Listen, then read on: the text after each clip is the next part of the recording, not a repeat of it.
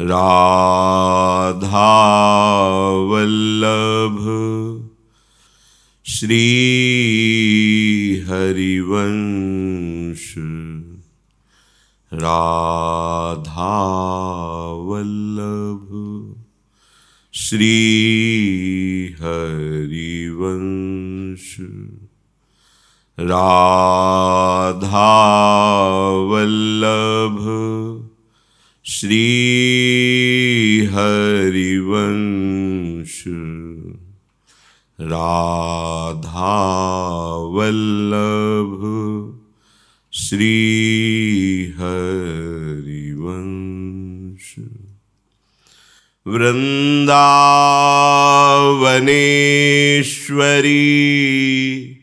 तवैव पदारविन्दं प्रेमामृतैकमकरन्द रसौघपूर्णम्।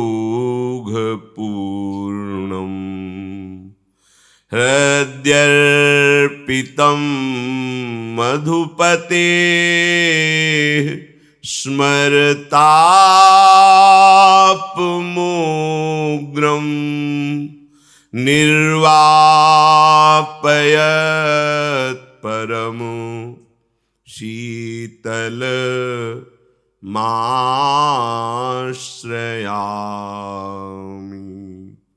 निर्वापयत् परम शीतलमाश्रयामि। राधा राधा राधा राधा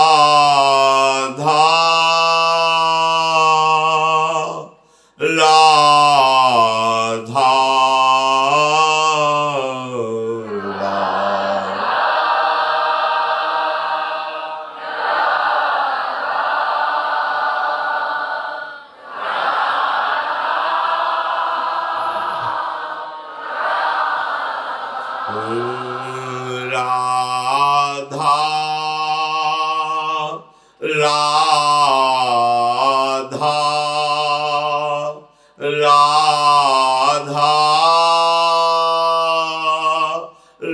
राधा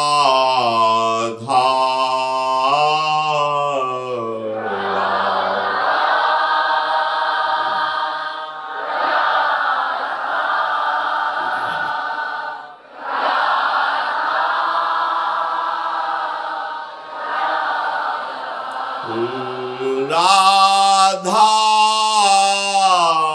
राधा राधा राधा राधा राधा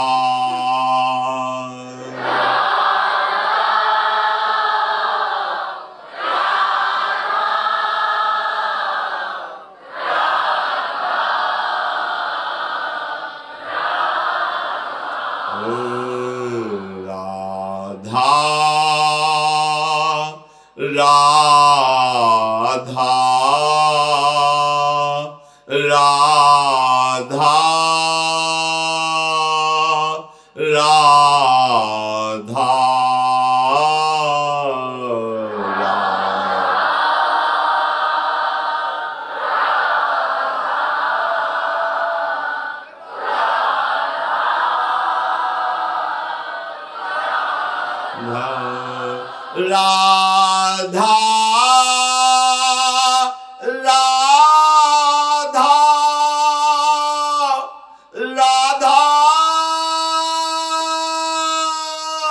राधा राधा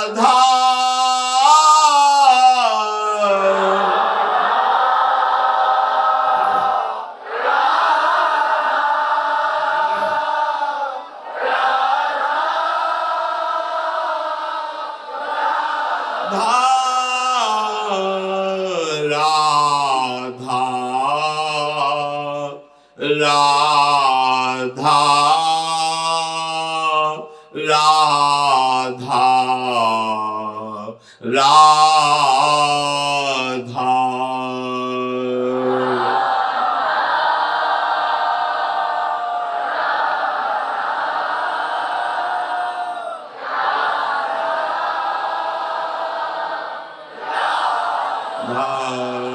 राधा राधा राधा राधा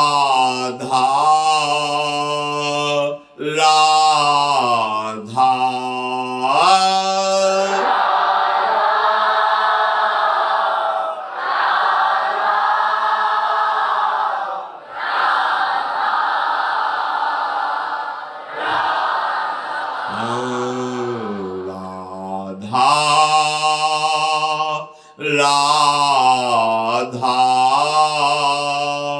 राधा राधा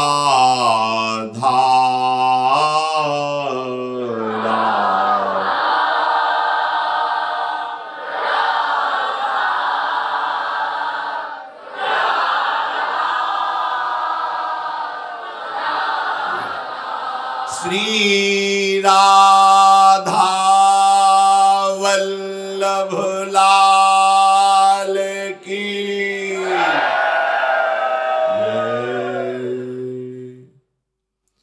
परम सच्चिदानंद घन आनंद समुद्र प्रेम समुद्र ज्ञान वैराग्य भक्ति ऐश्वर्य अनंत शक्तियों के स्वामी प्रभु श्री कृष्णचंद्र जी कृपा करके ऐसा अमृतमय उपदेश कर रहे हैं जो हम श्रद्धा विश्वास पूर्वक श्रवण करें, एकाग्र बुद्धि से महत्व रखकर मनन करें और अपने जीवन में उतारें, अपने आचरण में उतारें, तो इसी जन्म में समस्त कर्म बंधनों का नाश होकर एकमात्र महासुख सच्चिदानंद प्रभु की प्राप्ति हो जाए, जो हमारे जन्म जन्मांतर की खोज का विषय है।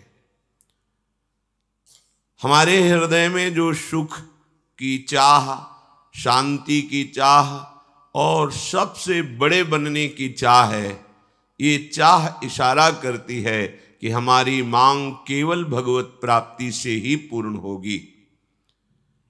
प्रतिक्षण नाश को प्राप्त होते हुए संसार के समस्त भोग पदार्थ हमें परम सुखी नहीं कर सकते। प्रतिपल जहां असत्य का नाटक हो रहा है, वहां हमें अशांति के सिवा कुछ हाथ नहीं लग सकता। देख लो सब, अशांतस्य कुतः सुखम, जब चित्त ही अशांत है तो सुख कैसा। तो जो शांति है वो प्रभु के चरणारविंद के आश्रय से है। जब हम भगवान का आश्रय स्वीकार करके उनका चिंतन करते हैं तो हमारा हृदय शांत हो जाता है और सबसे बड़े बन जाएं। ये जो अहम की प्रेरणा होती है, तो सबसे बड़े प्रभु हैं। जब हम भगवान का चिंतन करते हैं तो हमारा चिंतन करते करते देह भाव नष्ट हो जाता है और हम भगवत स्वरूप थे, भगवत स्वरूप हैं, भगवत स्वरूप रहेंगे, ऐसा जहां अनुभव हुआ तो भगवान और भगवान का भक्त अभेद हो जाता है। जहां अभेद हुआ तो बन गया सबसे बड़ा, क्योंकि सबसे बड़े प्रभु हैं। तो हमारी जितनी मांगे हैं वो केवल प्रभु से ही पूर्ण होंगी। ये भ्रम छोड़ दिया जाए कि हमको अच्छा सुंदर शरीर मिले भोगने को, खूब रुपया पैसा मिले, खूब भोग सामग्री मान प्रतिष्ठा, तो हम सुखी हो जाएंगे। नहीं, क्योंकि एक तुम्हारे सुख को नष्ट करने के लिए उतावला हो रहा है, जिसका नाम है काल, जो मृत्यु के साथ हमें नष्ट करने के लिए बिल्कुल तैयार है। इससे बचने के लिए न तुम्हारी यश कीर्ति समर्थ है, न तुम्हारा धन समर्थ है, न तुम्हारा शरीर समर्थ है, न तुम्हारी बुद्धि समर्थ है, न तुम्हारे सहयोगी समर्थ हैं।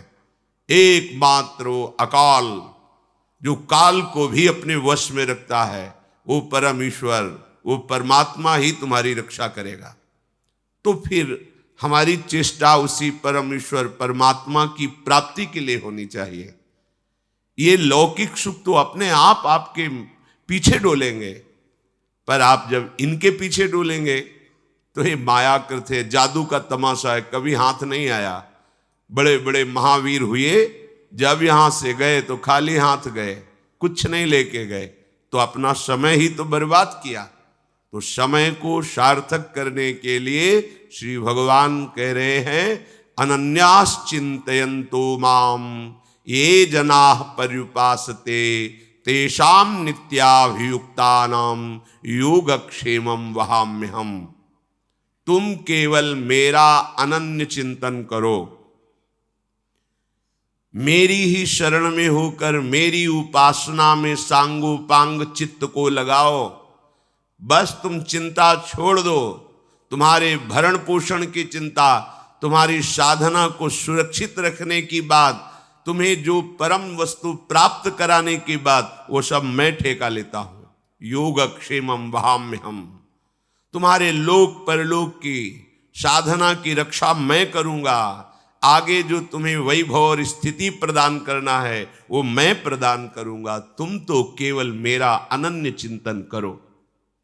अनन्य चिंतन होता है भगवत शरणागति से। जब हम सत्संग के द्वारा प्राप्त विवेक से ये निश्चय कर लेते हैं कि हमारे जीवन का परम फल है भगवत साक्षात्कार, भगवान के तत्व का बोध हो जाना, तब व्याकुलता पैदा होती है। कोई हमें मार्ग दिखाने वाला मिले तो खोज होती है मार्ग दिखाने वाले सद्गुरु की।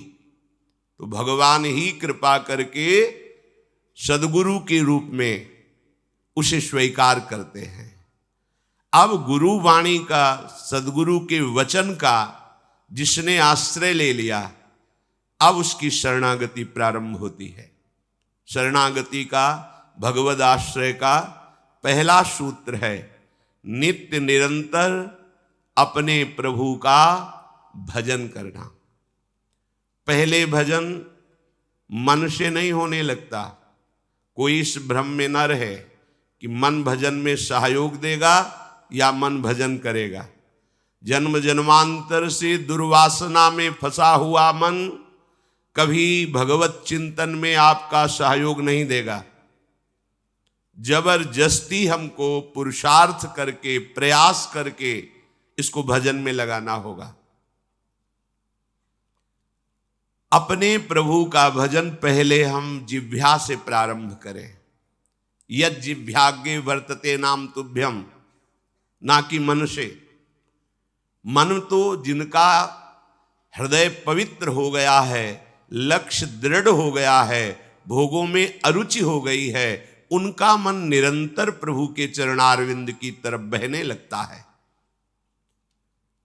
कैसे भी मन लगे न लगे, भाव बने ना बने, आनंद आवे ना आवे, लाभ मिले ना मिले, आपको जैसे डॉक्टर दवा देता है, आप विश्वास करके बिना स्वाद के उसको खा लेते हैं। कड़वी है तो जैसी भी है, क्योंकि हमें रोग नष्ट करना है। तो भव रोग से, महान दुख से, अशांति से, जन्म मरण से छुटकारा पाने के लिए पहला लक्षण है, मन लगे ना लगे, हमें अपनी जिह्वा से नाम जप करना है, अपने प्रभु का नाम निरंतर जप करना। जब हम बहुत काल तक जिह्वा से नाम जप करते हैं तो वो नाम स्वाभाविक उपांशु में चलने लगता है। उपांशु कहते हैं ओंठ हिल रहे हैं पर शब्द बाहर नहीं है। फिर जब बहुत काल तक हम उपांशु का अभ्यास करते हैं तो स्वाभाविक मानसिक जप होने लगता है। जिसका मानसिक जप होने लगता है वो शरणागति की पूर्णता की स्थिति प्राप्त करने की योग्यता प्राप्त कर लेता है। इसलिए प्रारंभ में हमें जिह्वा को हिलाते हुए नाम में प्रयास ऐसा करना है कि छूटे ना, नाम ना छूटे। बिल्कुल सच्ची समझो, शाम तक हम जिएंगे कि नहीं भरोसा नहीं है। और हम भरोसा करते हैं कि अभी तो हमारी अवस्था भोग भोगने की है, जवानी है, हम वृद्धावस्था में भजन कर लेंगे। बिल्कुल मूर्खता। अगला मिनट हम रहेंगे कि नहीं। इसलिए जो श्वास, जो सेकंड अभी वर्तमान में है, इसी को हम भगवान के नाम में समर्पित करते हैं। राधा राधा, कृष्ण कृष्ण, जो भी गुरुदेव ने नाम दिया है, आपका जीवन शरणागति के सोपान पर चल पड़ा। जब हम अपने प्रभु का नाम जप करते हैं तो हमारी भावना शुद्ध होने लगती है। राग द्वेष रहित भावना को शुद्ध भावना कहते हैं। तो हमें सब में अपने प्रीतम का भाव लगने लगता है। सारा जगत ये जो उत्तम अधम आचरण करते हुए, कहीं शास्त्र सम्मानित आचरण है तो कहीं शास्त्र विरोधी आचरण है, पर इन आचरणों को वो तमोगुण रजोगुण आदि से प्रेरित होकर कर रहा है, पर इन सब का कारण, सबका परम कारण एकमात्र प्रभु ही है। इसलिए वो भाव से सब में भगवत भाव करता है। चाहे क्रूर हो, पापी हो, नीच हो, दुष्ट हो या महात्मा हो, वो सब में अपने एक प्रभु को देखता है। विद्या विनय संपन्ने ब्राह्मणे गविहस्तनी स्वनीच सुपाके च पंडिता समदर्शिना, वो सब में अपने प्रभु के दर्शन की भावना करता है। तीसरा, जितने भी कार्य हमारे शरीर से हो रहे हैं, भागवतिक या व्यवहारिक, वो शास्त्र सम्मत होने चाहिए, वो गुरुवाणी के अनुसार होना चाहिए। जो गुरुदेव ने उपदेश किया है वो शास्त्र का सार है, उसके अनुसार हमारे आचरण होने चाहिए।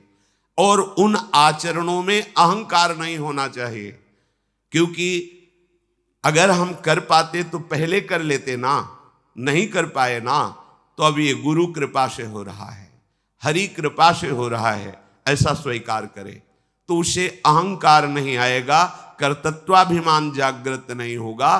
कर्तृत्वाभिमान नष्ट होना ही साधना का फल है। जिसका जितना देहाभिमान गलित हुआ है, उतना ही उसका उच्च स्तर साधना का प्रकाशित हुआ है। देहाभिमान ही अज्ञान है और देहाभिमान रहित हो जाना ही शुद्ध ज्ञान है। चौथा, अपने प्रभु को ही एकमात्र सबसे बढ़कर के प्रियतम मानना। नामावली का जब गान करते हैं तो शिल्पिल्ले बाई का स्मरण आता है। उसमें सुत बिस दियो पूज शिल्पिल्ले भक्ति रशीली पाई। देखो कितना विश्वास होता है भक्त को, कैसा वो श्रद्धावान होता है। एक राजकुमारी और दूसरी एक जमींदार की पुत्री, दोनों को मित्रता थी। एक दिन राजा के यहां भगवत प्रेमी महात्मा आए। वो संत सेवी राजा थे, महात्मा जन आते रहते थे और महात्माओं का कार्य ही होता है निरंतर अपने प्रभु की सेवा और सुमिरन में मगन रहना। सेवा सुमिरन ये बहुत बड़ी सामर्थ्य है।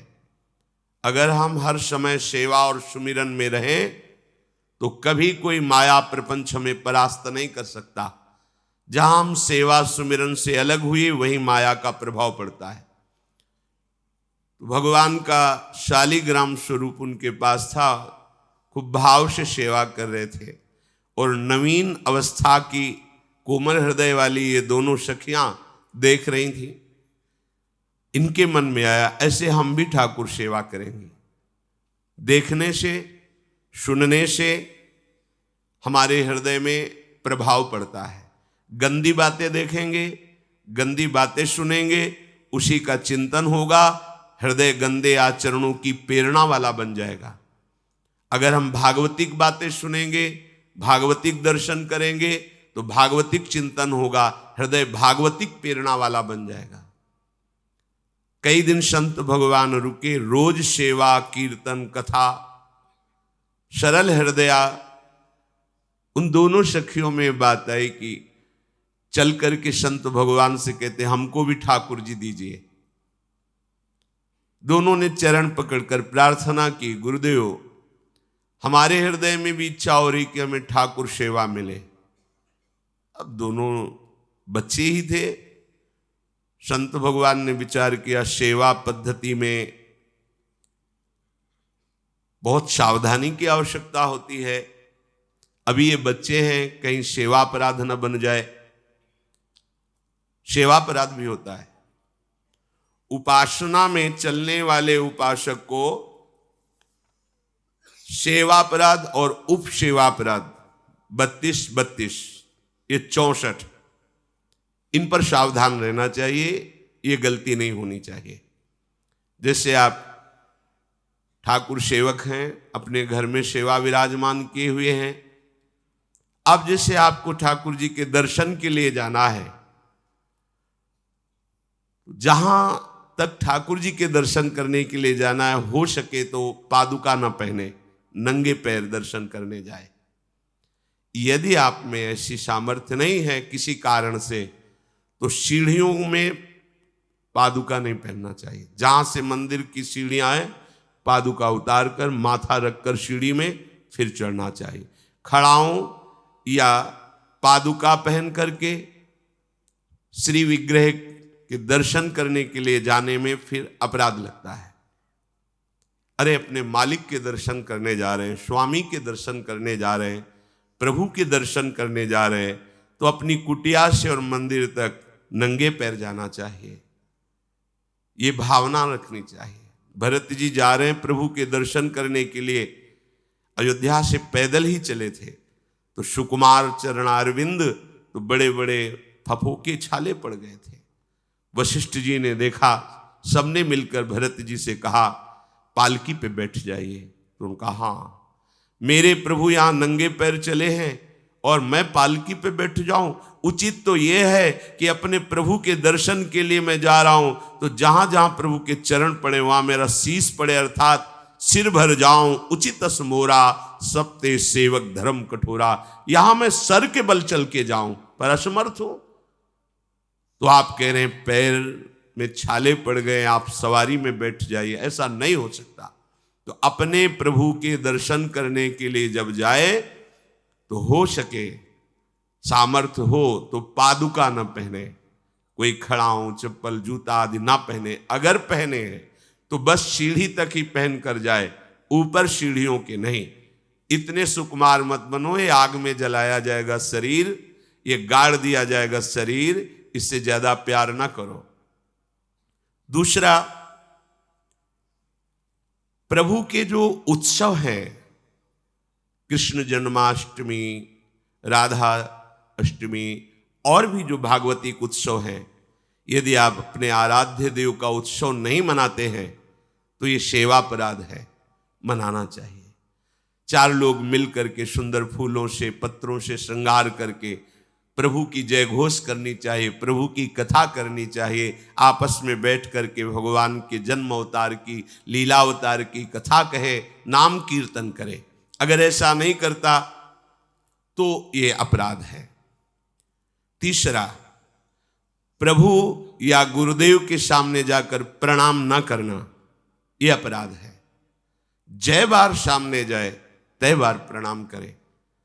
अगर आप अस्वस्थ हैं, आपका शरीर काम नहीं कर रहा, तो हाथ जोड़कर सर झुका दीजिए, नहीं तो पंचांग या साष्टांग प्रणाम कीजिए। जय बार गुरुदेव से मिले, जय बार प्रभु के श्री विग्रह के सामने जाए, तय बार प्रणाम करें। अगर अपनी कुटिया में भी प्रभु विराजमान है तो जय बार उनके सामने, इससे दासत्व पुष्ट होता है, प्रभु की कृपा प्राप्त होती है, प्रणाम करें। चौथा, यदि आप अपवित्र हैं, शौच में गए हैं और वहां वैसे ही वस्त्र पहने हुए जिसमें आपने शौचालय में प्रवेश किया, शौच किया, उन्हीं वस्त्रों से अपवित्र दशा में प्रभु के सामने नहीं जाना चाहिए। इसीलिए हमारी बुद्धि मलिन हो जाती है, कोई सिद्धांत समझता ही नहीं है। जो शौचालय है उसमें उतने ही वस्त्र पहन कर जाएं जितने हम धो सकते हैं। अगर आपको बार बार सोच लग रही है तो आप कमर से जरूर स्नान करें, यहाँ से हाथ धो लीजिए, कुल्ला कीजिए, नाक, आंख, कान, इन छिद्रों को पवित्र कीजिए और वही वस्त्र पहनिए, या उनका हो। नहीं तो जो अन्य वस्त्र हैं, आजकल तो सुविधा है, कोई बाहर तो जाना नहीं होता, वस्त्र उतार दीजिए, उतना पहनिए जितना धो सकते हैं। यदि आप ठाकुर सेवक हैं, भजन करने वाले हैं, ये पवित्रता नहीं रखेंगे तो जहां जो कुछ भी छुएंगे सब अपवित्र हो जाएगा, और अपवित्र बुद्धि भगवान में नहीं लगती, ओ मलिनता छा जाती है। अब ये आज का जो नया समाज है, शास्त्र पवित्रता को जानता ही नहीं है तो स्वीकार क्या करेगा, और बिना पवित्र हुए हमारे विचार पवित्र नहीं होते। इसलिए कभी अपवित्र दशा में ठाकुर जी के सामने, श्री विग्रह के सामने जाना, सेवा सामग्रियों को छूना, ये अपराध माना गया है। प्रभु के सामने या गुरुदेव के सामने जाके ऐसे करना, एक हाथ से प्रणाम करना, ये सेवा अपराध माना गया है। दोनों हाथ भगवान ने दिए, दोनों को जोड़िए, दोनों को जोड़कर सर झुकाइए, इससे तुम्हें कृपा प्राप्त होती है प्रभु की। प्रभु की कृपा का क्या स्वरूप है? नाम में प्रेम होने लगे, जितेंद्रियता आने लगे, हृदय पवित्र होकर सबके सुख भावना में मगन होने लगे, ये प्रभु की कृपा। छठवां, जब हम प्रभु की परिक्रमा करते हैं तो परिक्रमा करते समय प्रभु के जब सामने आवे तो उनको प्रणाम करें। प्रणाम किया, फिर आगे। 4 परिक्रमा हमारे प्रियालाल की होती है। कभी सामने परिक्रमा नहीं करनी चाहिए, जैसे सामने खड़े ऐसे घूम जाते हैं सामने, नहीं, ऐसा नहीं। प्रभु के सामने ऐसे नहीं घूमना, वहीं खड़े खड़े घूम गए 4, ऐसा नहीं। प्रभु को दाहिने करके प्रदक्षिणा। अगर आप प्रभु को प्रणाम नहीं करते, परिक्रमा करते हुए या सामने घूमते, ये सेवा अपराध है। 7वां, प्रभु के सामने गए मंदिर में और आप पैर फैला के बैठे, सामने ऐसे पैर फैला लिए, ऐसे फैला के बैठे, ये अपराध है। अपने आराध्य देव के सामने, अपने गुरुदेव के सामने पैर फैला के नहीं बैठा जाता। यदि आपके पैरों में कोई दोष है तो उतनी देर ही रुकिए जितनी देर आप खड़े दर्शन कर सकते हैं, सामने से हट जाइए, सामने पैर नहीं होने चाहिए आपके। 8वां, प्रभु के श्री विग्रह के सामने दोनों घुटनों को ऊंचा करके अपने हाथों से लपेट कर बैठना, ऐसे ऐसे घुटने दोनों खड़े करके ऐसे जैसे बांध कर ऐसे ऐसे बैठना सेवा अपराध है। प्रभु के श्री विग्रह के सामने, अब जैसे मंदिर में गए, थके हैं आप, दीवार में उड़क करके ऐसे सो, ये अपराध है। प्रभु के श्री विग्रह के सामने उतनी देर ही टिको, बस जितनी देर आप सावधान है, नहीं बाहर निकल जाओ, एकांत सेवन करो। श्री विग्रह के सामने उतनी देर ही। दर्शन करने गए, केवल आपकी दृष्टि नक्शिख लो अंग माधुरी, प्रभु की केवल दर्शन कर रहे, आंख बंद कर ली, ध्यान किए, फिर दर्शन, फिर ध्यान। जब मन देखा कि चंचल होने लगा, नेत्र झुकाए, प्रणाम किया, मंदिर से बाहर हो गए, किसी से वार्ता नहीं। प्रभु के श्री विग्रह के सामने उनके चरणामृत और प्रसाद को छोड़कर अन्य नहीं पाना। प्रसाद मिला तो पा गए, चरणामृत मिला तो पी लिए, इसके अलावा ऐसा नहीं कि अब जगह है, प्रभु हैं, चलो और कुछ नहीं। वहां कोई खाना पीना, कोई व्यसन, ये अपराध है। प्रभु के श्री विग्रह के सामने बैठकर बात करना और उसमें झूठ बोल देना, ये दोनों अपराध हैं। प्रभु के दर्शन करने के लिए जब जाइए तो बोलिए मत किसी से, और कैसे हो, क्या है, कुछ नहीं, शांत, राधा राधा राधा। भैया बात करनी तो बाहर मिलना, यहाँ नहीं, यहाँ हम दर्शन, आप भी दर्शन कीजिए और हट जाइए उससे। अगर कभी कोई अपना पूज्यजन, बड़ा जन है, हमसे बात कर रहा है, उसको कैसे कहें कि आप हट जाइए? तो जितनी बात हो भागवतिक हो और सत्य हो, क्योंकि वहां सत्य साक्षी देने की नहीं, प्रभु विराजमान है, वहां का झूठ तुम्हारे पुण्यों को नष्ट कर देगा। पहले भी जब कोई बात सत्य कहलानी होती थी तो कहा जाता था मंदिर में चढ़ के बोल दो, फिर हम दोबारा तुमसे नहीं पूछेंगे। वो हाँ चलो, तो मंदिर में बोल रहा है मतलब सत्य बोल रहा है। प्रभु के सामने झूठ बोलना या अन्य वार्ता करना ये अपराध है। प्रभु के श्री विग्रह के सामने जोर जोर से किसी को बुलाना, ए जोर से आवाज नहीं, स्वामी विराजमान है। अगर किसी को बुलाना भी है इशारे से, समीप जाके स्पर्श करके, चलो दर्शन करो। प्रभु के श्री विग्रह के सामने आपस में प्रापंचिक बात करना, अगर बात ही करनी, आज देखो कितना सुंदर मोर मुकुट है, आज देखो कितना सुंदर प्रभु का हार है, आज देखो कैसे मकराकृत कुंडल है, आप देख रहे हो, प्रभु ऐसा लग रहा है मुस्कुरा रहे हैं, प्रभु देख रहे हैं। बस उनके विषय की बात करो तो करो, अन्यथा मौन। प्रभु के श्री विग्रह के सामने लड़ाई झगड़ा कर देना। अगर आप बिहारी जी के सामने, राधा वल्लभ जी के सामने, राधा रमण जी के सामने कोई आपको धक्का दे रहा है, कोई आपको कटु व्यवहार कर रहा है, आप चुप रहिए, आपको प्रतिकार नहीं करना। मालिक हैं, वो देख रहे हैं, बिल्कुल शांत रहिए, बहुत बड़ा हिसाब हो जाएगा आपका, जन्म जन्मांतरों के अशुभों का नाश हो जाएगा। और अगर लौट कर आपने गाली दे दी और थप्पड़ मार दिया तो ये कलह आपके पुण्यों का नाश कर देगी। बहुत सावधानी से भगवत दर्शन किए जाते हैं। प्रभु के श्री विग्रह के सामने किसी को किसी भी प्रकार से पीड़ा देने की भावना कर लेना, भावना भी नहीं करनी पीड़ा देने की, प्रगट में देने की तो बात जाने दो। नहीं नहीं, प्रभु मानो आपने को कोई पीड़ा पहुंचा है तो प्रभु आप सर्व सामर्थ्यशाली, इसकी बुद्धि शुद्ध कर दो, इसका मंगल हो जाए। तो उसकी शुद्ध होगी कि नहीं, उसका मंगल होगा कि नहीं, प्रभु जाने, आपका मंगल हो जाएगा, आपकी बुद्धि शुद्ध हो जाएगी। प्रभु के श्री विग्रह के सामने किसी को आशीर्वाद देना, आप प्रभु के दर्शन करने गए, कोई आपको प्रणाम कर रहा, खुश रहो जय हो जय, नहीं, देखना भी नहीं उधर, सीधे प्रभु की तरफ देखो।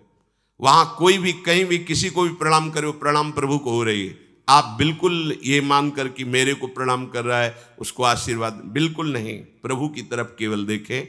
अगर किसी को ऐसे तो वो अपराध बनता है। प्रभु के श्री विग्रह के सामने किसी को गाली देना, निष्ठुर वचन बोलना, यह अपराध है। प्रभु के श्री विग्रह के सामने कंबल से शरीर ढक करके वहां बैठना, ऐसा।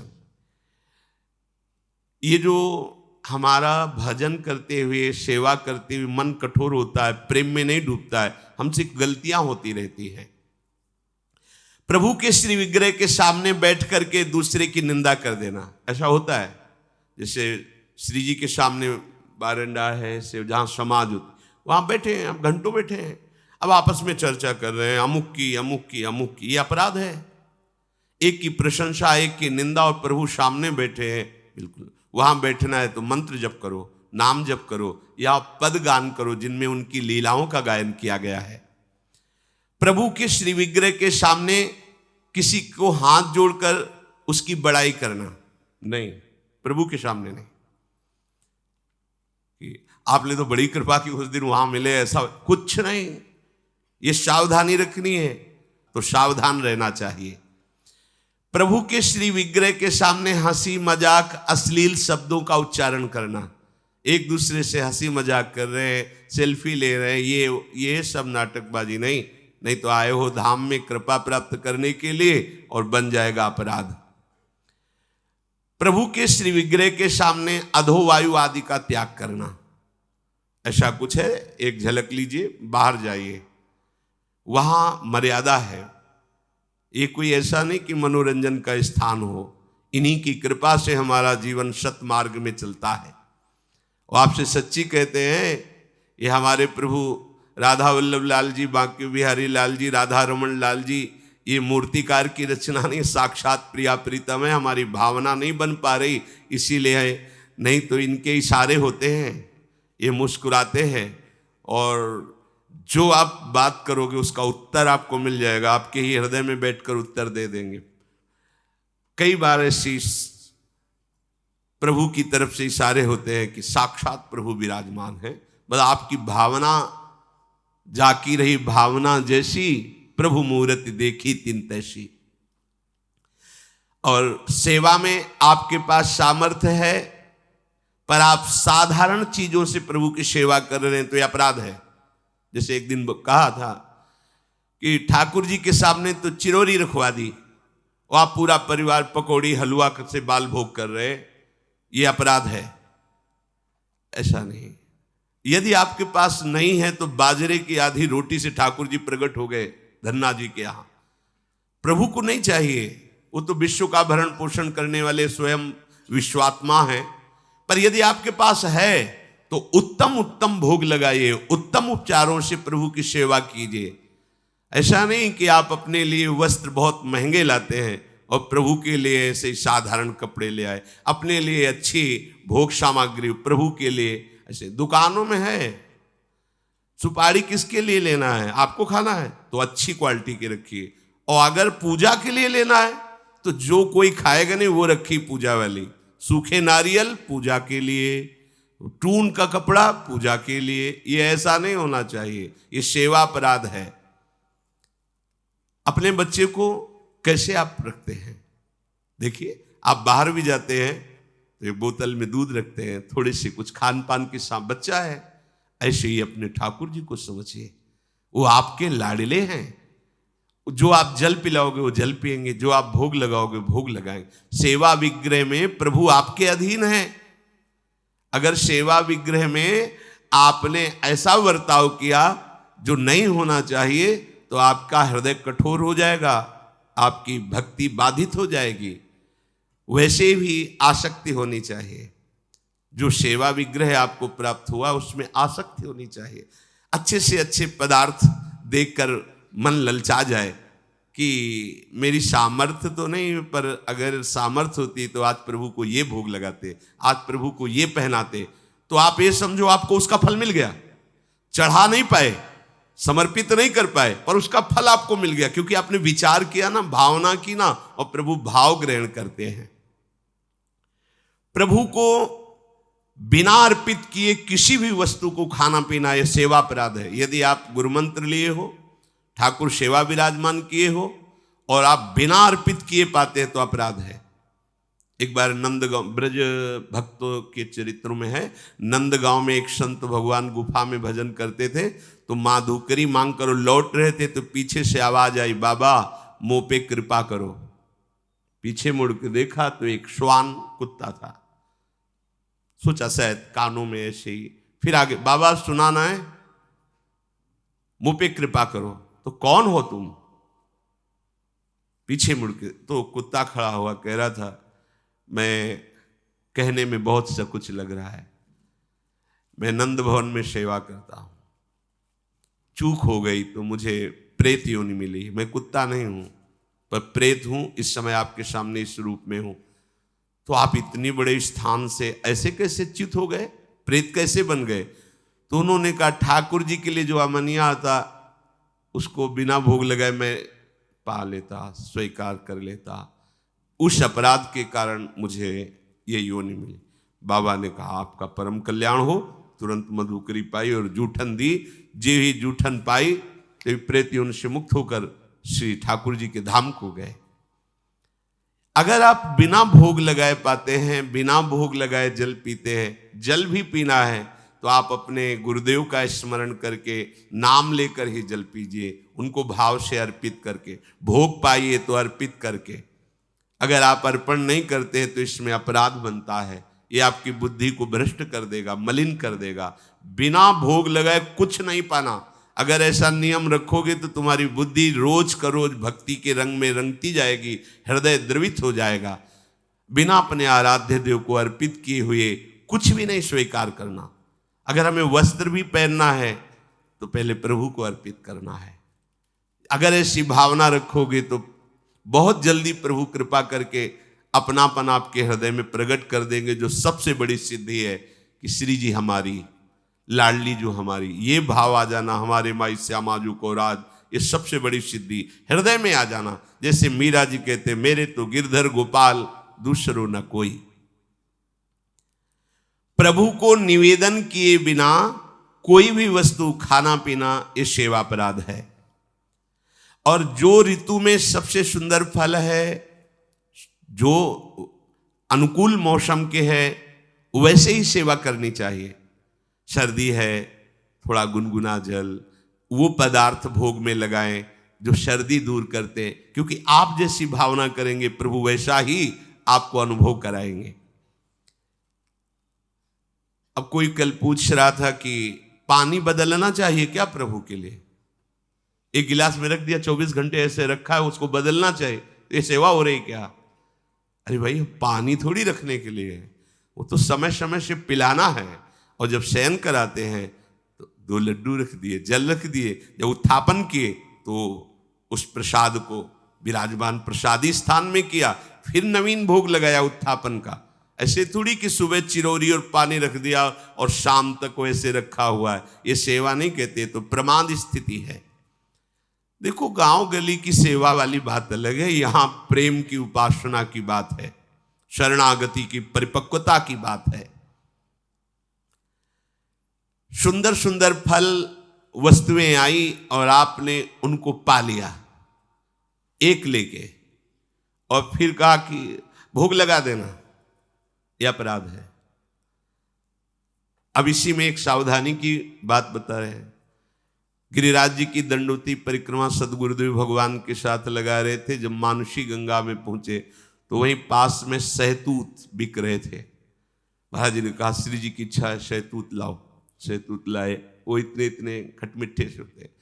मानुषी गंगा में उनको धोए, महाराज जी ने भोग पात्र में रख करके इतने दिए, बोले पाओ। महाराज जी, श्री जी को? बोले ऐसे थोड़ी श्री जी को पवा देंगे, पहले बताओ खट्टे तो नहीं ज्यादा? तो महाराज जी, अपराध तो नहीं लगेगा? बोले देखो, हमारे यहाँ प्रेम की उपासना है, हम हर वस्तु को पहले स्वयं चख के देखते हैं, अगर हमारी लाडली जी के लायक नहीं तो हम भोग नहीं लगाएंगे। अब ये ज्ञान तो हमें पहले था नहीं, क्योंकि पहले था कि बिना भगवान को प्रभु को अर्पित किए हुए एक किनका भी नहीं, क्योंकि सबसे पहले प्रभु। लेकिन ये इससे भी श्रेष्ठ बात है, हमारे लाडली लाल को कहीं ऐसा कोई भोग न लग जाए जो दुखद हो, तो हम पहले कढ़ी चावल रोटी सब सामग्री बनी। अब हम देखेंगे, पहले एक चम्मच निकाले, अलग लिए, हाँ कढ़ी ठीक है, बहुत सुंदर, ठीक, आज थोड़ा नमक कम है, थोड़ा सा और मिला देते हैं, या चीनी कम है खीर में, थोड़ा सा और मिला, फिर हाथ धोया, आचमन किया, फिर वहां से उसको ठीक किया और फिर भोग लगाया। ये प्रेम की उपासना की। यहां जो बात कह रहे कि अच्छे अच्छे फल लेके उठाए खा लिए, हाँ, अपने स्वाद बुद्धि से अपने उदर पर पोषण के लिए यदि आपने ले लिया है, तो अब आपने कोई भोग सामग्री, लड्डू या पेड़ा रखे हुए हैं श्री जी के लिए, रोज भोग लगता है, और डिब्बा को खोला है, प्यास लगी है, एक पेड़ा लिया, पानी लिया, और वो अमनिया नहीं रह गया। अब आपने ले लिया, पहले तो अपराध लगा कि आपने अमनिया पाया, दूसरा सारा वो पदार्थ जो रखा था वो सब बेकार हो गया, श्री जी के भोग लायक नहीं। बहुत होश में सेवा में प्रभु के श्री विग्रह के सामने पीठ करके बैठ जाना। सामने श्री जी विराजमान है तो उनके सन्मुख होकर के बैठिए या साइड में बैठिए, ठीक उनके सामने पीठ नहीं होनी चाहिए। प्रभु के श्री विग्रह के सामने किसी को प्रणाम करना, जैसे श्री जी के दर्शन करने राधा वल्लभ जी के गए हैं तो आंख बचाइए, किसी को आंख ना मिलने पावे, बड़ा छोटा कोई भी, बस मन से सबको प्रणाम, बस सीधे प्रभु से आंख मिला लीजिए। अगर वहां गुरु जी पधारते हैं या गुरु स्वरूप महापुरुष कोई पधारते हैं तो श्री विग्रह के सामने से हट जाइए और दूर हो करके फिर उनको लक्ष्य करके प्रणाम कीजिए, पर सामने नहीं। जैसे ऐसे सामने दर्शन कर रहे हैं तो उसमें हम प्रणाम करेंगे तो उनकी दृष्टि हमारी तरफ आएगी, तो हमारे द्वारा ये बाधा पड़ गई उनकी एकाग्र। और दूसरी बात, शास्त्र मर्यादा भी है प्रभु के साथ। अगर आप प्रणाम करते हैं तो कई बार हमने देखा है कि जैसे सदगुरुदेव भगवान दर्शन कर रहे हैं तो हिम्मत ही नहीं थी कि प्रणाम कर लो, क्योंकि मतलब वो उनकी कृपा से मन पर इतना शासन था, बिल्कुल पीछे साइड में उनके सामने जाने की, क्योंकि वो आँख जब मिल रही तो फिर बीच में नहीं। जैसे कभी अचानक ऐसा प्रणाम मुद्रा में हुए तो बाहर निकल के कह दिया कि श्री जी के इस दरवाजे से लेकर उस दरवाजे के बीच में कभी भी ये व्यवहार वृत्ति नहीं होनी चाहिए, ये प्रणाम नमस्कार, ये बातचीत लेना देना बिल्कुल नहीं, चाहे हम हो या कोई हो। तो अब उनका आदेश, तो ऐसे नेत्र से प्रणाम किया अपने दर्शन, श्री जी के सामने, श्री विग्रह के सामने किसी को प्रणाम न करना, श्री जी के सामने प्रणाम न करवाना और प्रणाम न करना, केवल श्री जी को प्रणाम करना। हाँ, गुरुदेव हैं तो उनको मानसिक प्रणाम कर, लेकिन उनसे भी प्रार्थना करना, बातचीत करना, कोई सलाह लेना या कोई चर्चा करना निषेध किया जा रहा है। कुशल प्रश्न, उनका स्तवन आदि, क्योंकि उनको विघ्न पड़ेगा। हमारी श्री जी में गुरुदेव में अंतर नहीं, लेकिन इस समय गुरुदेव की दृष्टि श्री जी में है। अगर हम जरा भी बातचीत की, प्रणाम कर रहे तो उनकी चित्तवृत्ति, उनकी दृष्टि हमारी तरफ आएगी। ये हमारे द्वारा अपराध बन गया। हम उनको सुख प्रदान करने के लिए हम छुप जाएं कि वो हमें देखे भी ना और वो श्री जी को देखे। अपने मुख से अपनी प्रशंसा करना ये सेवा अपराध के अंतर्गत है। सेवक को कभी स्वामी के सिवा किसी की प्रशंसा नहीं करनी चाहिए, ना अपनी ना पराये की, केवल अपने आराध्य देव की बात। किसी की भी निंदा करना बिल्कुल नहीं, ये तो घोर अपराध वृत्ति है। पर निंदा के किए ते आवत नहीं कछुआत, मूर्ख पर्वत पाप को ले चल अपने साथ। अगर हम किसी की निंदा कर रहे हैं तो उसके सारे पाप हमारे पास आ रहे हैं। ये आप सच्ची समझ लीजिए, बिना पाप कर्म किए पाप का बोझा आपके माथे पे लद जाएगा यदि आप किसी की भी निंदा करते। काहे को इतना बड़ा घाटा करते? तो निंदा तो नहीं करते पर सुन लेते हैं, कोई कहता तो दोनों का एक ही फल है, कथन श्रवण का एक ही फल है। जैसे एक पाप आचरण कर रहा है और एक पापाचरण की प्रेरणा दी है, जाओ ऐसा कर लो, और एक कहां जा रहे हो, ऐसा करने जा रहे हो, हाँ ठीक है करो, तीनों को बराबर दंड मिलेगा।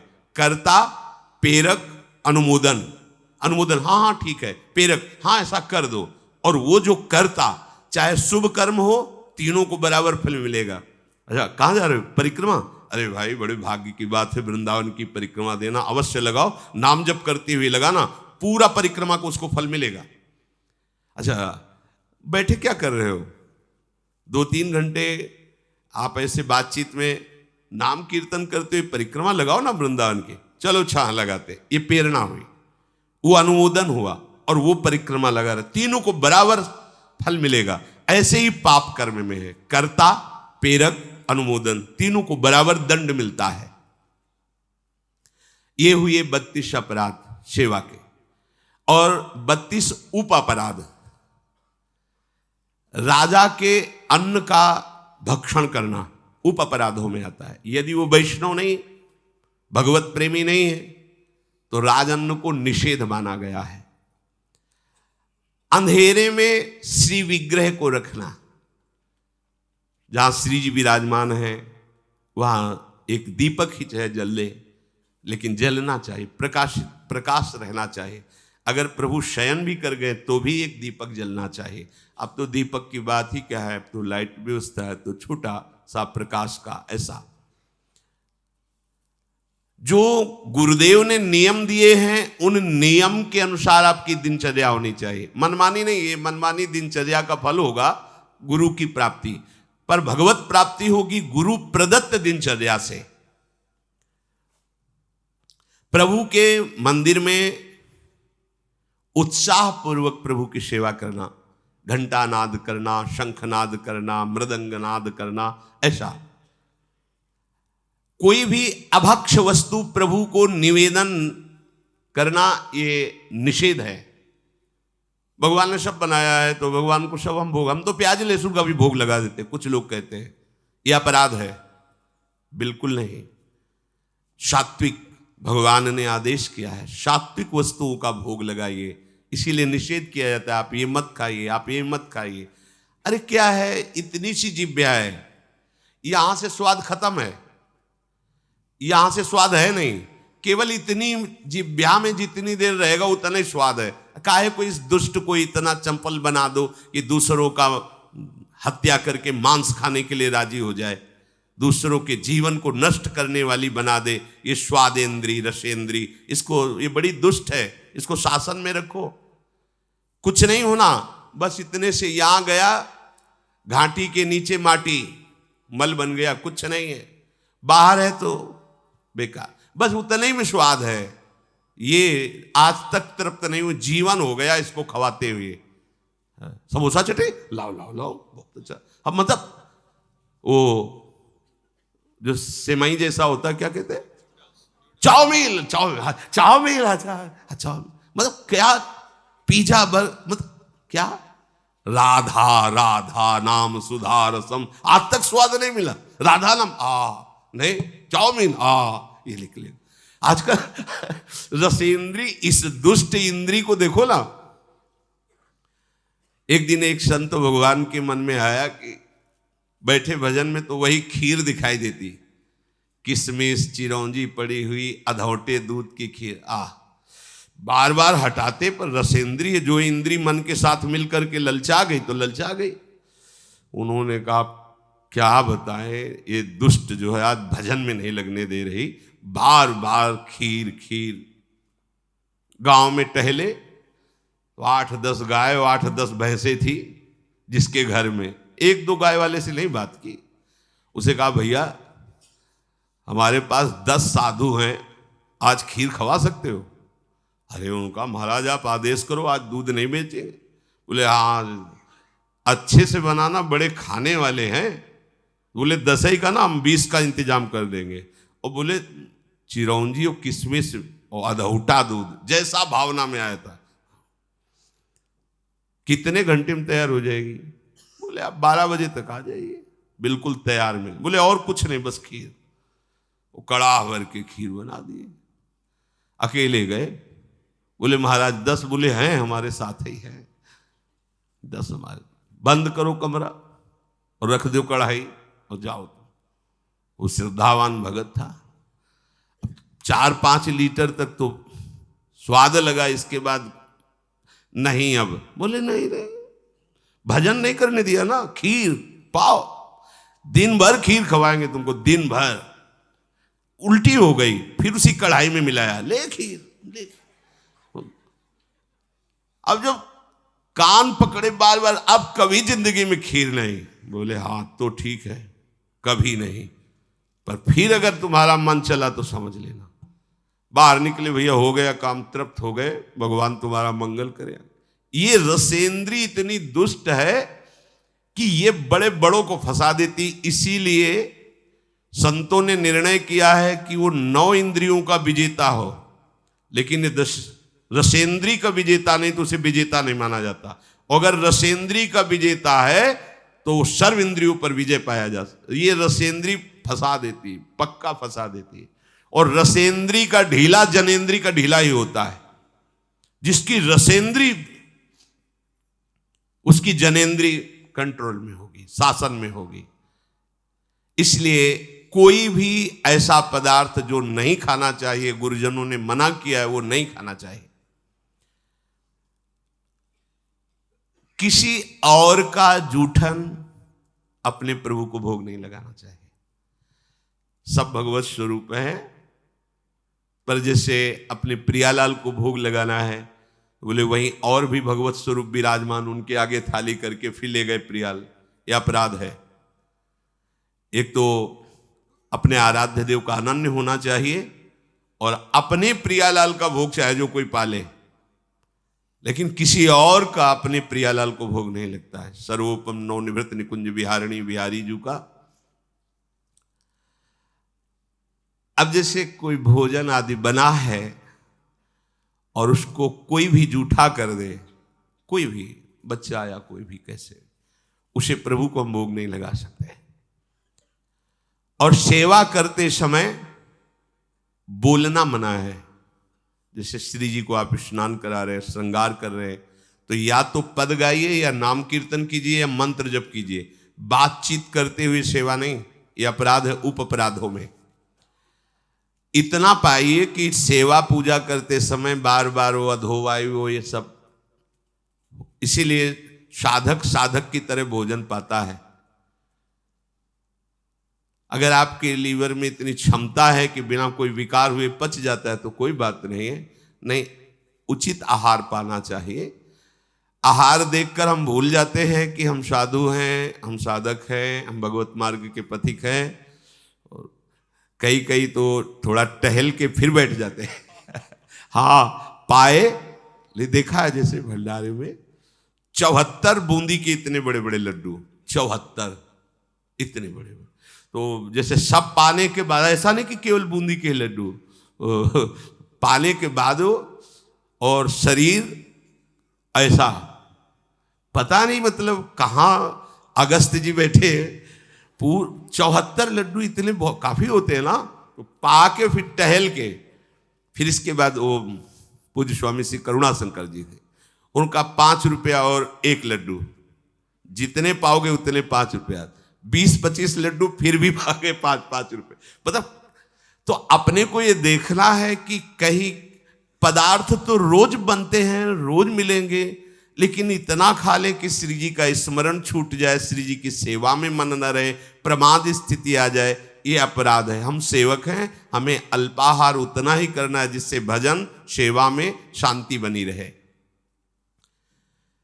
किसी से छीन करके जबरदस्ती प्रभु की सेवा पदार्थ लाना ठीक नहीं है। श्रद्धा से दिए गए पदार्थ से ही भोग लगे। देखो,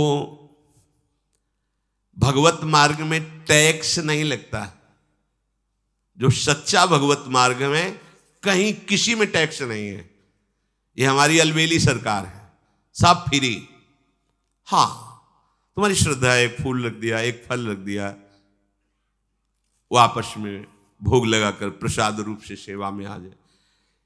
ये करो तो इतने रुपया, यहां पर्चा भरो तो इतने रुपया, यहां तो इतने रुपया, तो वो रुपये ही है, सत्य मार्ग नहीं है। सत्य मार्ग श्रद्धा का विषय होता है, टैक्स का राजकीय मार्ग होता है। टैक्स राजकीय मार्ग में लिया जाता है, भागवतिक मार्ग में श्रद्धा चलती। श्रद्धा पूरा तन मन प्राण सर्वस्व समर्पण, ये मार्ग है। इसमें कि हमने इतने भर दिए हैं रुपए पर्चे में, अब हमको ऐसी जगह मिलेगी, वहां बैठेंगे, सुविधा मिले। यहां रुपए से जगह सुविधा और कृपा नहीं मिलती। यहां मन देने से, प्राण समर्पित करने से, अभिमान समर्पित करने से हमारे हरि की कृपा की प्राप्ति होती है।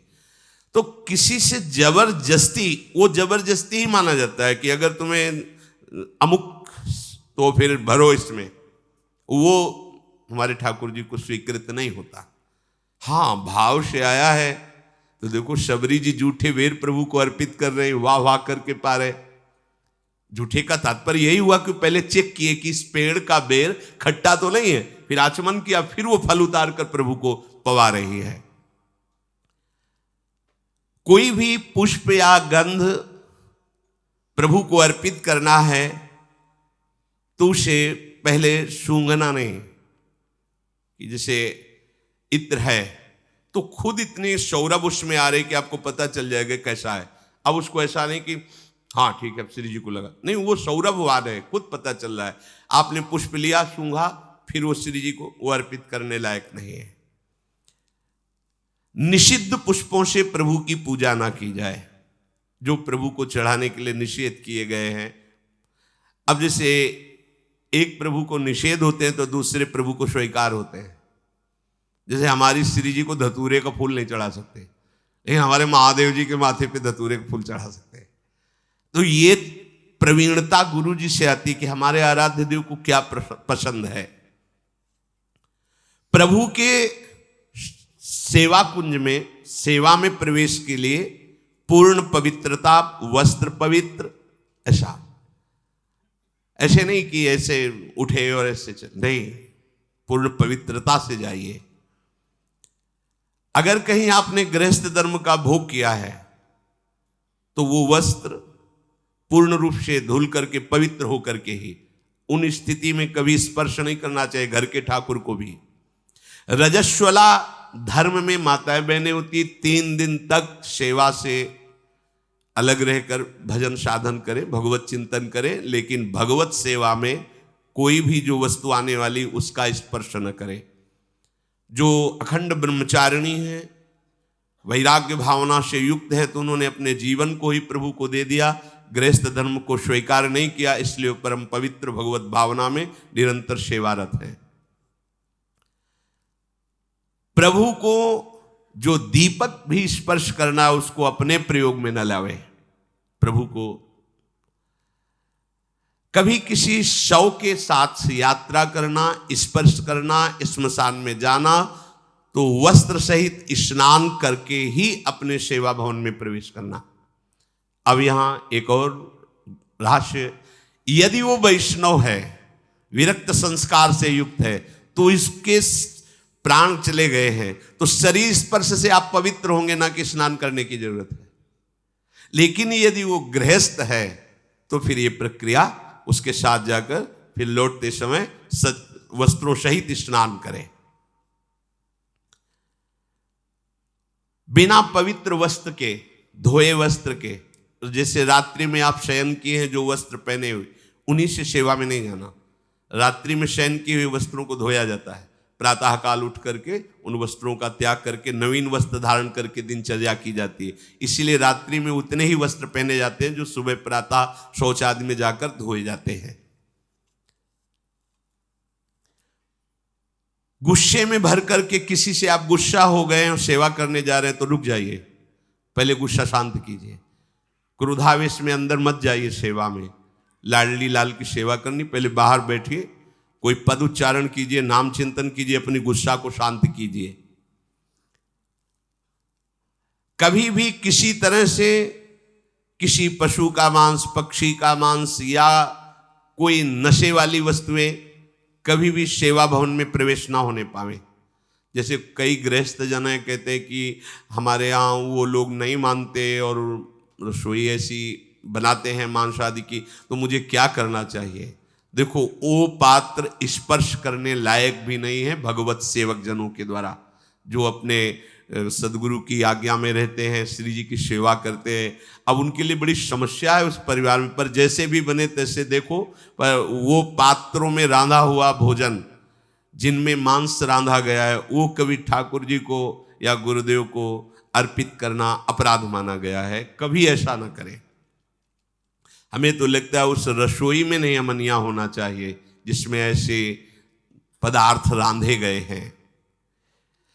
कोई भी उपासक ये गांजा, अफीम, ये नशा करके, कुछ लोगों को तो ऐसा भ्रम हो गया है कि बहुत ध्यान लगता है नशा करके।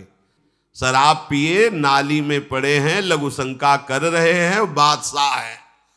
अगर कृपा हुई तो कुत्ता भी ऊपर लघु शंका कर रहा है, उनको लग रहा है मानो मेघ जो है अमृत वर्षा कर रहे हैं। हाँ, नशे में वो तो दृश्य है, वो तो देखने को मिलते हैं, कोई ये अलौकिक बात थोड़ी है।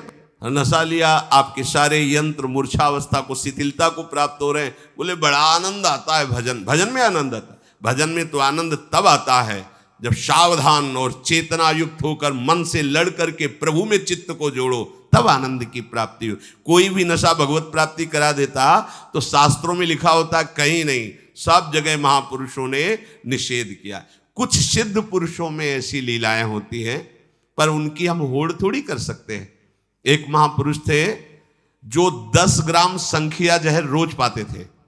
10 ग्राम, अगर 2-4 बीज संखिया जहर के पालो तो मर जाओगे। तो उड़िया बाबा को विश्वास नहीं हुआ, तो जहां सुना वहां गए और उनसे कहा, महाराज आप 10 ग्राम संखिया जहर पाते हैं? बोले रोज। बोले 4 बजे पाते हैं? तो बोले हम रुकेंगे आपके पास, देखेंगे। 4 बजे सिलबट्टा में रखा, इतने बीज 10 ग्राम में चढ़े होंगे। और बाबा ने देखा कि बोले इतने में तो 150 लोग मर जाएंगे। और बांटा और धो करके सिलबट्टा अपने खप्पर में डाला और पी गए। बाबा ने कहा, हमको इसका रहस्य बताओ कि जहर आप पर प्रभाव क्यों नहीं करता? तो बोले आज से थोड़ी खा रहे हैं, हमने बचपन से अभ्यास किया था। एक बीज लेके घसा और चाट लिया। वो एक बीज का अभ्यास करते करते आज 1 तोला 10 ग्राम जहर पचा लेता हूं। ये संतों की लीलाएं होती। कई ऐसे महापुरुष होते हैं जिनमें ये बातें देखी जाती है, पर वो बात साधक को नहीं स्वीकार करनी।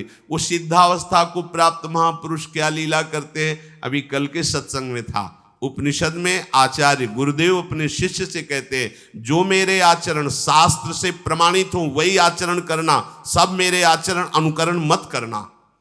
भगवान शंकर जगत गुरु हैं, हलाहल विष पान किया, गले में रोक लिया, हम एक घूंट पानी नहीं रोक सकते, एक बूंद घाटी द्वार में चला जाता है तो खोक खोक करने लगते हैं। समुद्र मंथन के द्वारा निकला हुआ हलाहल विष भगवान गले में रोक गए। शरीर में तेल आदि लगा करके भगवान की सेवा में जाना निषेध किया गया है। तेल लगाने का ऐसा स्वरूप है कि नहाने के पहले आप लगा सकते हो, नहाने के बाद रज लगाओ वृंदावन की, तिलक लगाओ और फिर श्री जी की सेवा में जाओ। तो इन अपराधों से मुक्त होकर के हमारी सेवा भावना पुष्ट होती है। अब इतना दृढ़ विश्वास कि ये बच्चे हैं, सेवा भाव कैसे पूर्ण कर पाएंगे? तो उन संत भगवान ने दोनों बच्चियों से कहा, आप कल ठाकुर जी लाएंगे, हम आपको दे देंगे। तो गांव में घूमे तो आसपास गोले गोले से पत्थर मिले, पत्थर लाए 2 और कहा कि ये लो तुम्हारे ठाकुर जी हैं, दोनों को दिया। देखो गुरु वचनों पर और गुरु प्रदत्त सेवा वस्तु पर कितना भाव होना चाहिए।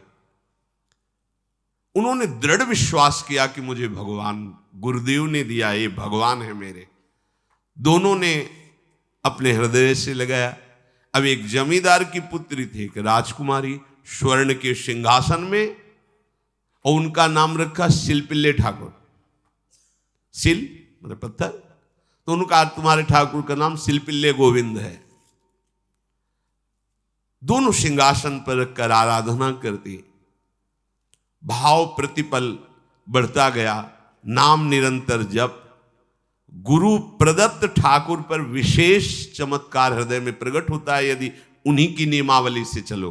अपने मन से बाजार से खरीद लाए, विराजमान किए हैं, कभी सेवा की कभी नहीं की, वो भी अच्छा है, कम से कम भागवतिक भाव तो है। लेकिन सिद्धि जो प्राप्त होती है वो गुरु कृपा से, गुरु प्रदत्त ठाकुर से। जैसे धन्ना जी को भांग के बट्टे में ठाकुर जी प्रकाशित हो गए, गुरु प्रदत्त।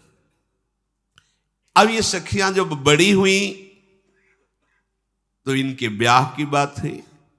तो जो राजकुमारी थी उनका राजकुमार से किसी से ब्याह तय हुआ, ब्याह हो गया।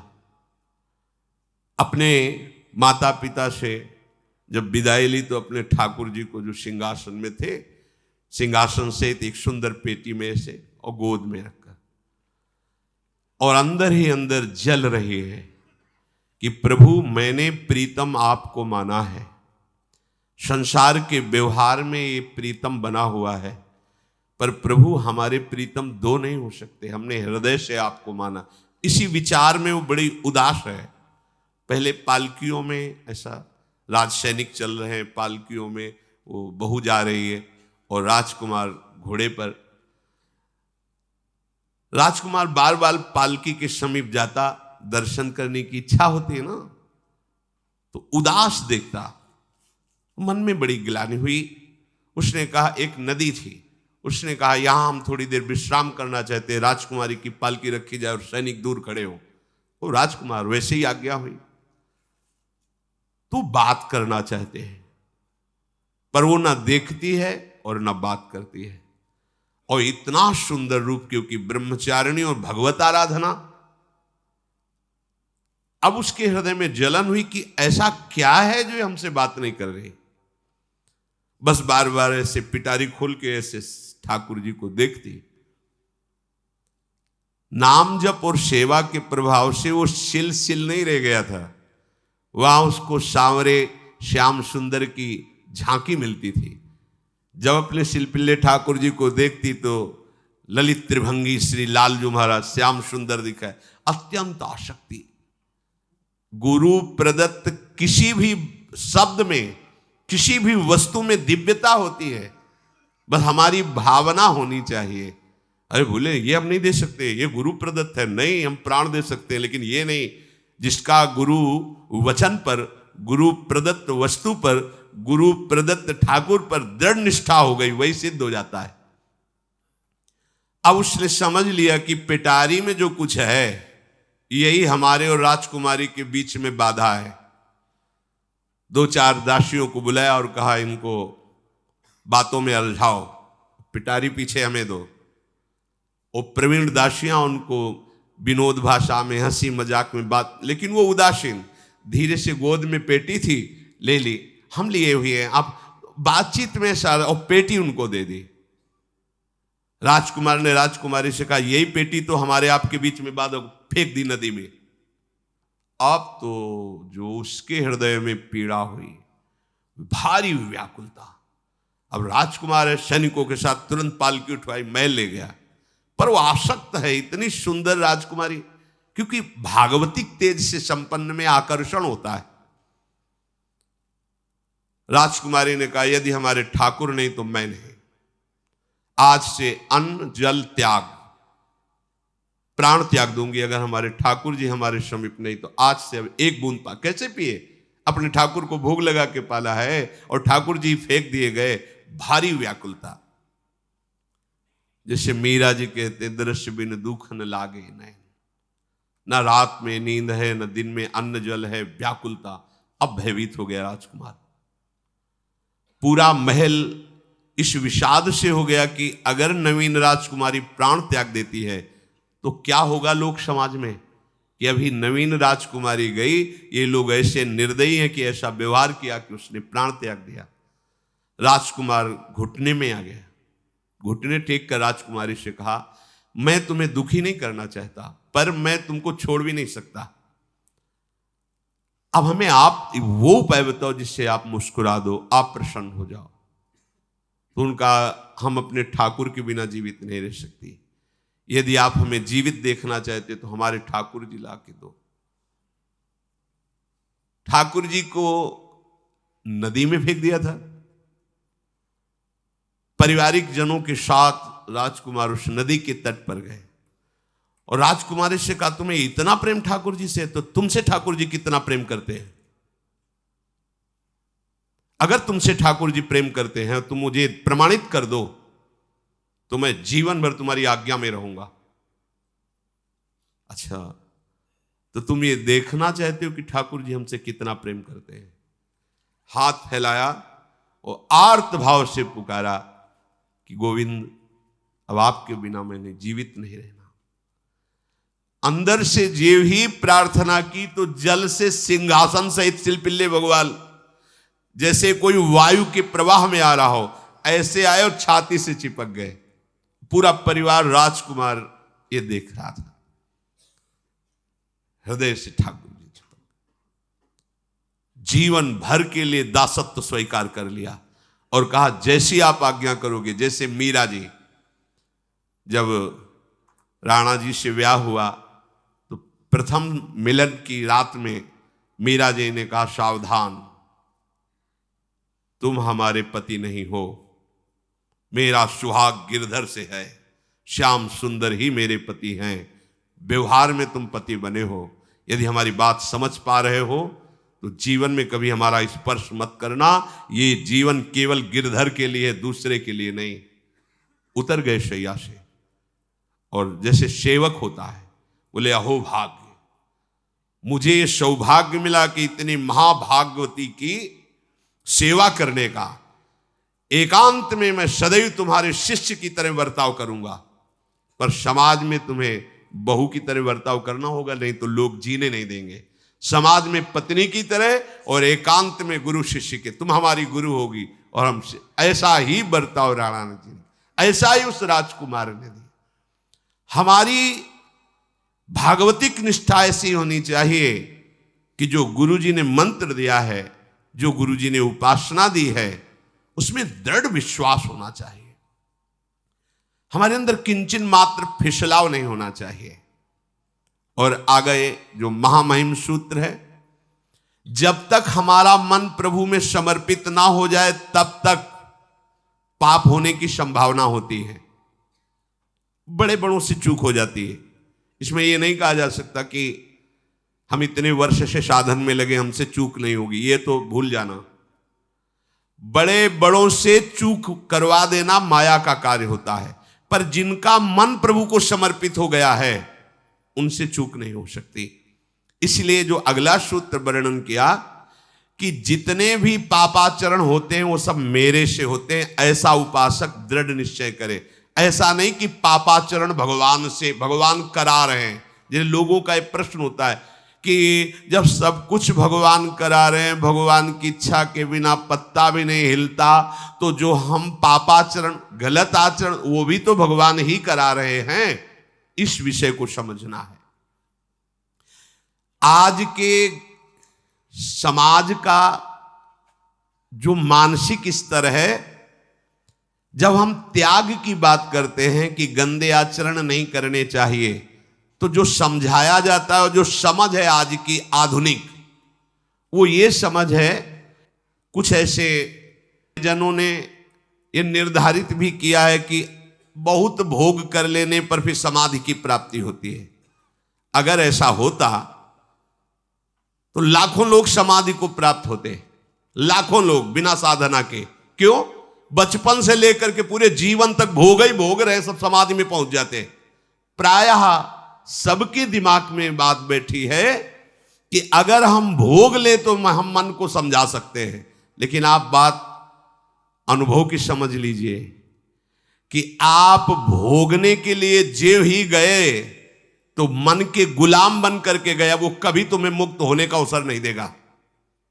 और आज तक किसी ने भी ऐसा नहीं कहा भोग भोगने के बाद कि आज के बाद मैं प्रण करता हूं, मैंने जान लिया कि इसमें सुख नहीं है, आज के बाद कभी भोग नहीं भोगूंगा।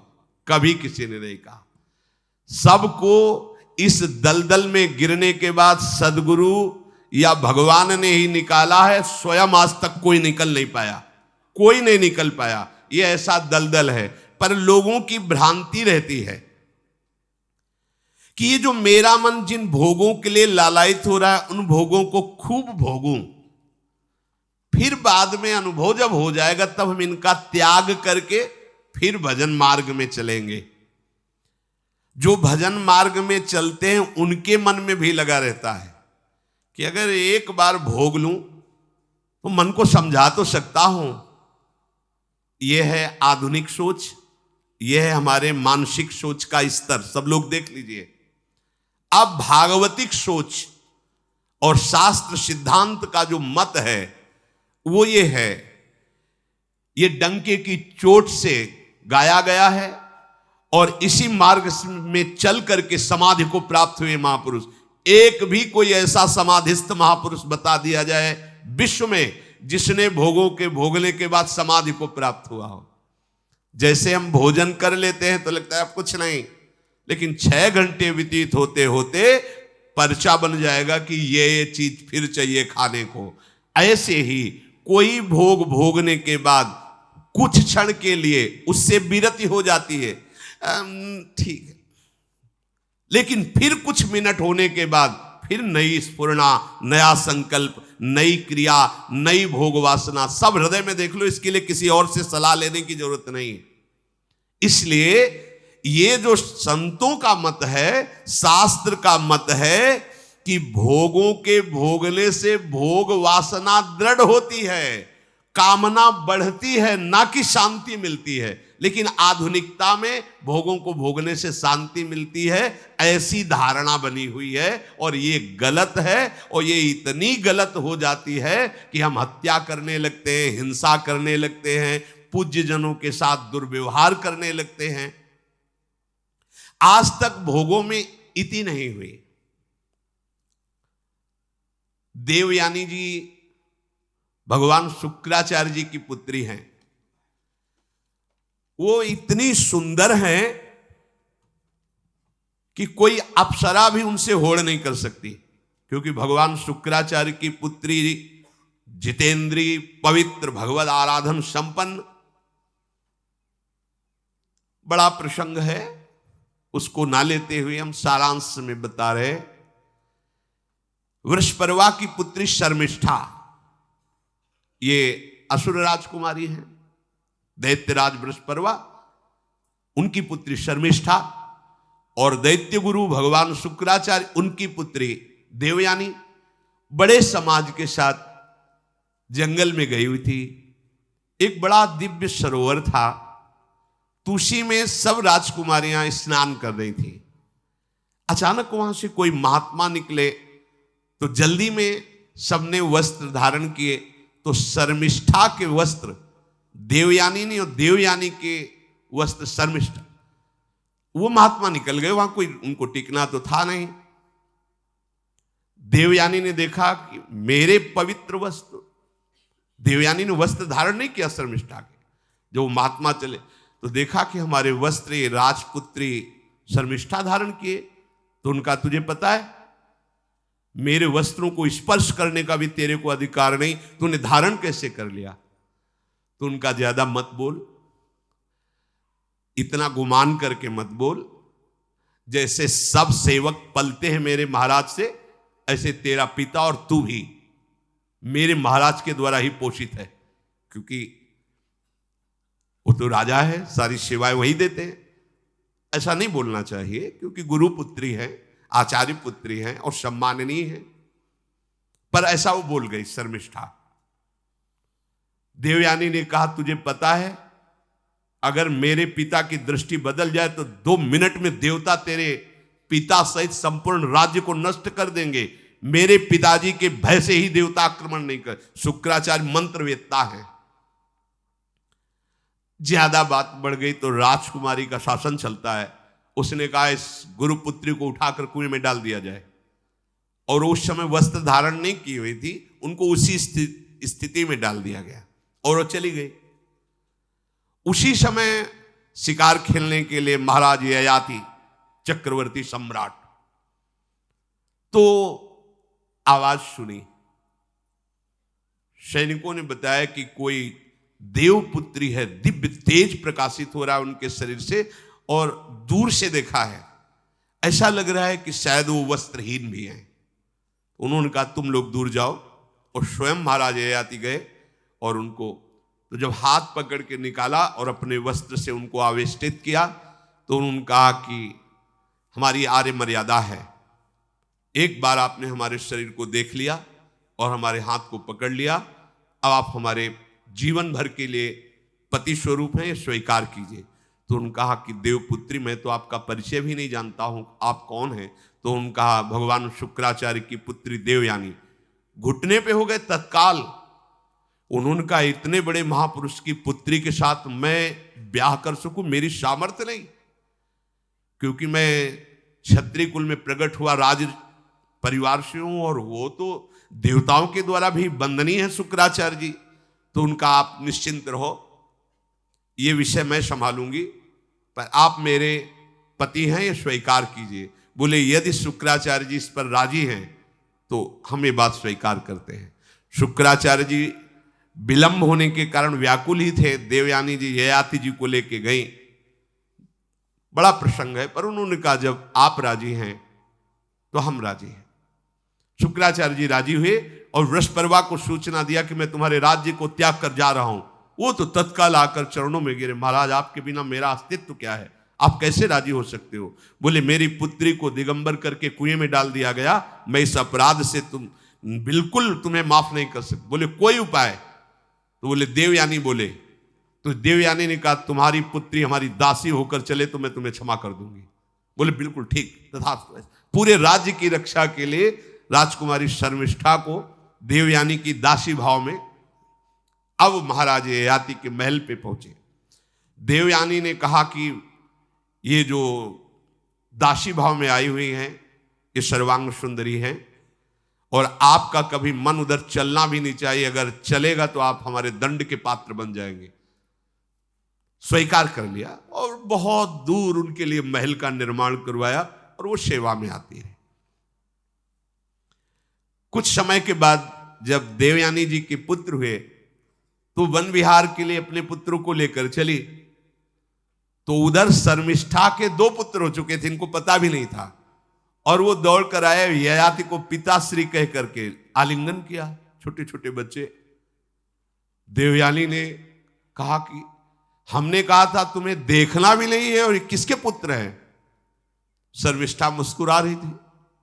देवयानी ने कहा अब तुम्हें दंड देंगी ही देंगी, और चली गई भगवान शुक्राचार्य जी के पास। ययाति भयभीत होकर के गए और शुक्राचार्य से प्रार्थना करे क्षमा कीजिए मुझसे गलती हो गई। और शर्मिष्ठा से ऐसे नहीं मिले।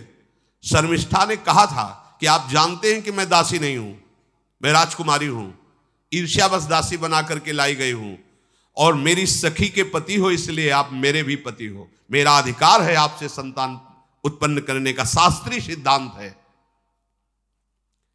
शुक्राचार्य जी ने कहा कि जो देवयानी कहेंगी वही हम मानेंगे, क्योंकि मेरी पुत्री है। क्या चाहती हो? तो बोले पुरुषत्व से इनको हीन कर दो। गुस्सा में आके शुक्राचार्य जी ने कहा तथास्तु। उसी समय महाराज ययाति पुरुषत्व से हीन हो गए और वृद्धावस्था छा गई शरीर में। अब ययाति ने कहा अब सुखी रहोगी तुम। तब देवयानी को भी होश आया कि ये तो क्या हमने अपना ही सर्वनाश कर लिया। कहा पिताजी अब इसका सुधार कैसे होगा? तो बोले जो पुत्र अपनी यौवन अवस्था दे देगा वही यौवन अवस्था इनके ऊपर आ जाएगी, वृद्धावस्था उसके पास चली जाएगी। महाराज ययाति ने अपने बड़े पुत्र यदु जी से कहा, तो उन्होंने कहा इसका प्रयोग कहां होगा? मां के साथ कदापि नहीं। मेरी यौवन अवस्था का प्रयोग मेरी मां के साथ कदापि नहीं, क्योंकि वो बड़े ज्ञानी महात्मा, इन्हीं के वंश में भगवान श्री कृष्ण का प्रादुर्भाव हुआ, इसलिए यदुवंशी कहे गए। सबसे छोटे, शायद उनका नाम पुरु ऐसा कुछ, उन्होंने कहा यह जीवन पिता का दिया हुआ है, इस पर पूरा अधिकार है, आप स्वीकार कीजिए। तत्काल वो वृद्ध हो गए, वो जवान हो गए। कई हजार वर्ष तक उन्होंने अपने पुत्र की आयु का विषयों में सेवन किया।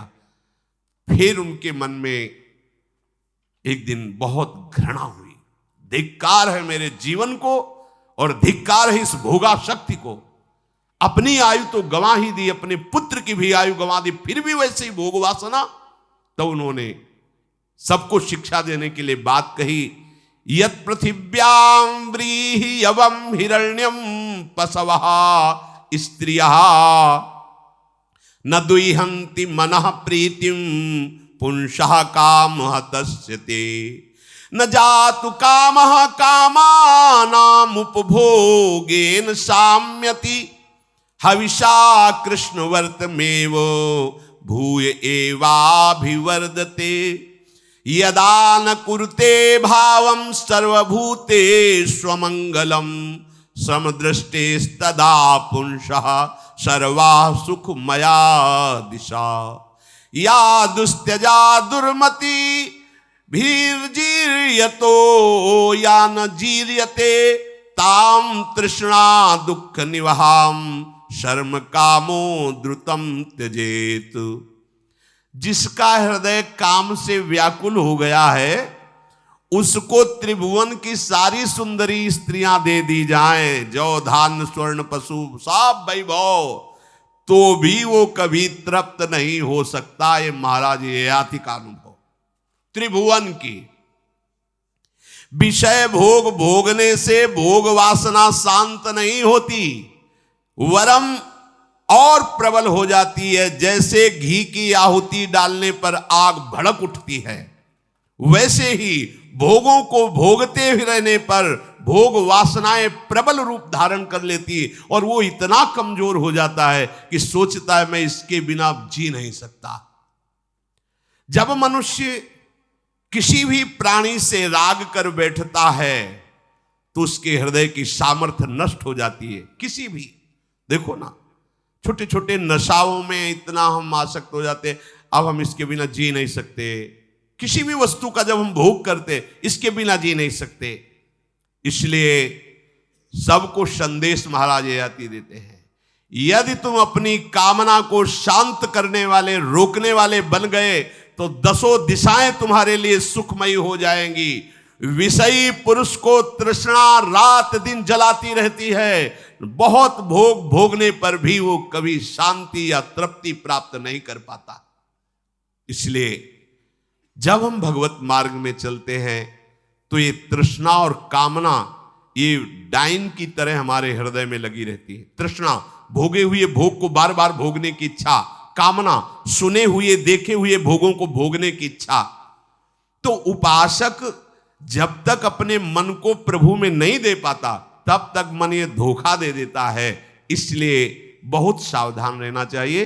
प्रभु की शरण में हो करके नाम जप करो और सदैव गुरुजनों की आज्ञा पर रहो, तो ये काम, कामना, वासना, ममता, आसक्ति, राग, द्वेष ये तुम्हें बांध नहीं पाएंगे। इनकी कृपा से आपको भगवत साक्षात्कार हो जाएगा। गुरु वाणी, संतों की वाणी ये हमारा जीवन बन जाए। अगर ये जीवन नहीं है तो फिर मन हमें ऐसी जगह फंसा देगा जहां से हम निकल नहीं पाएंगे। इसलिए सावधान होकर जीवन व्यतीत कीजिए। बड़ा अमूल्य जीवन है, अमूल्य जीवन का लाभ है भगवत प्राप्ति, भगवत साक्षात्कार। श्री राधा वल्लभ लाल की।